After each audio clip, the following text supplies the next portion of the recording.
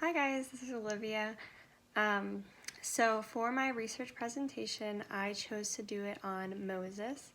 And I chose Moses because I've been reading the book of Exodus in my personal study lately. And I just really found that I've identified with him at times. He was a great leader, but he fell trapped to some of the things that trip us up every day. Insecurities.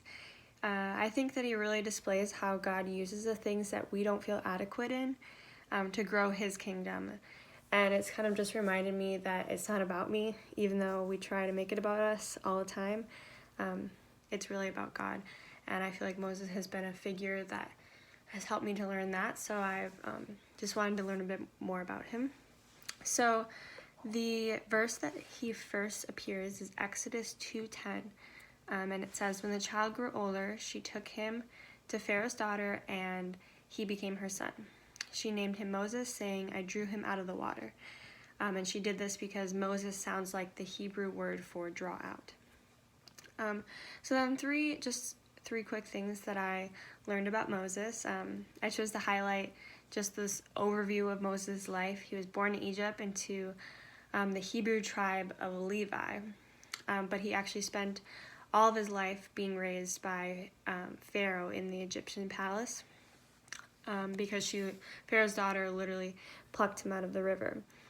So he lived in the palace his entire life until he fled from his home after killing an Egyptian. That's where he went into the wilderness, and he received a radical call from God to free his people from captivity as the Israelites were being enslaved in Egypt. So along with the help of his brother Aaron, he repeated many signs, and there was the plagues in order to convince Pharaoh to set the Israelites free. And after the Exodus, he led the people through the wilderness while God was preparing them for entry into the promised land. So that's just a little overview of Moses' life altogether. And then I also chose to highlight the birth of Moses. So in the part that I chose to read, it explained the historical plausibility of Moses' birth. So it compares his birth to the story of the legend of Sargon of Akkad. This story is about a Mesopotamian monarch who ruled from approximately 2371 to 2316 BC. And his story is basically it parallels Moses' story of him being cast adrift as a baby in a reed basket on the Euphrates River. And because of these similarities, this brings further historical plausibility to Moses' birth. So I just thought that was really interesting. And then another thing that I chose to highlight was Moses in Midian. So over the course of Moses' story, he finds himself in the land of the Midianites after fleeing from Egypt.